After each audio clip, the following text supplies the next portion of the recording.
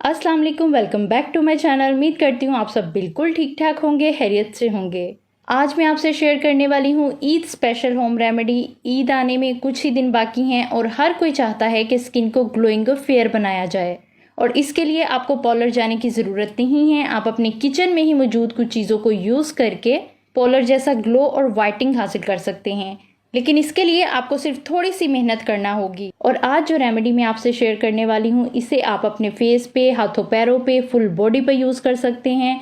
Full body वाइटिंग का काम करेगी, आपकी स्किन को ब्लीच करेगी, स्किन को पॉलिश करेगी और इंस्टेंट आप अपनी स्किन पे ग्लो और चमक देख सकते हैं। और वीडियो के लास्ट में आपको इसके रिजल्ट्स भी दिखाऊंगी, तो टाइम को बिल्कुल भी वेस्ट नहीं करेंगे। Let's start the video. लेकिन आगे बढ़ने से पहले आपसे एक छोटी सी रिक्वेस्ट है कि अगर आपने अभी तक चैनल को सब्सक्राइब नहीं किया तो लाजमी कर दें और साथ लगे बेल आइकन को ज़रूर प्रेस कीजिएगा ताकि आपको मेरी वीडियो का नोटिफिकेशन मिल सके।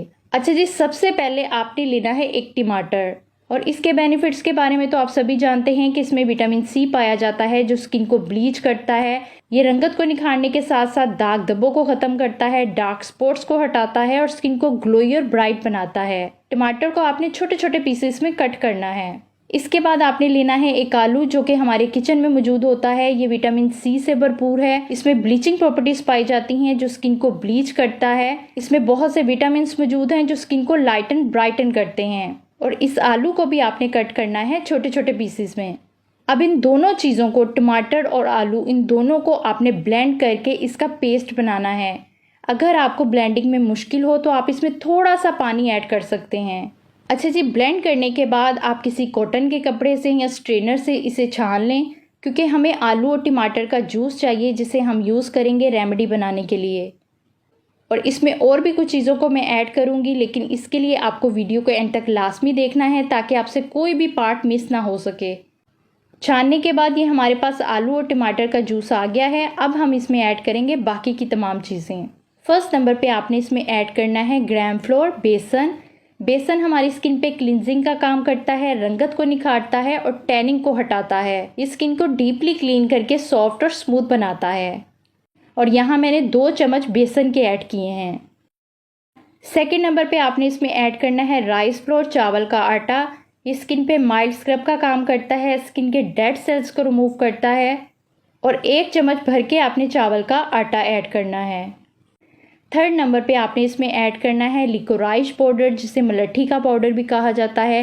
ये स्किन वाइटनिंग का काम करता है और यहाँ ये मैंने यूज़ किया है स्किन वाइटनिंग के लिए। अच्छा, अगर आपके पास ये घर में मौजूद ना हो तो आपने परेशान नहीं होना, बल्कि आप इसकी जगह कॉफ़ी यूज़ कर सकते हैं। दोनों का रिज़ल्ट ही आपको सेम मिलेगा।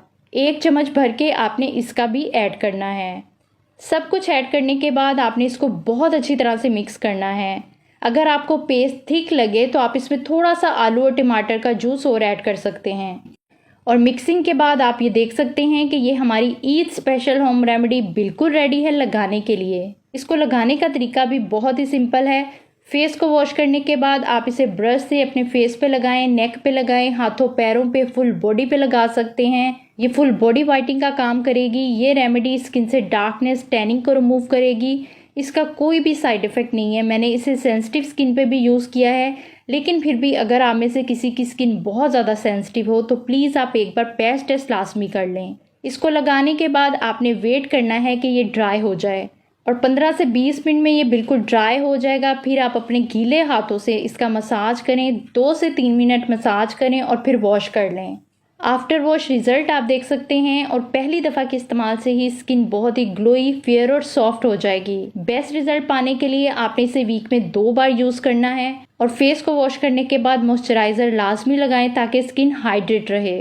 100% इफेक्टिव रेमेडी है दोस्तों। आप इसे बनाओ, लगाओ और यूज़ करने के बाद आपने फीडबैक लाजमी देना है।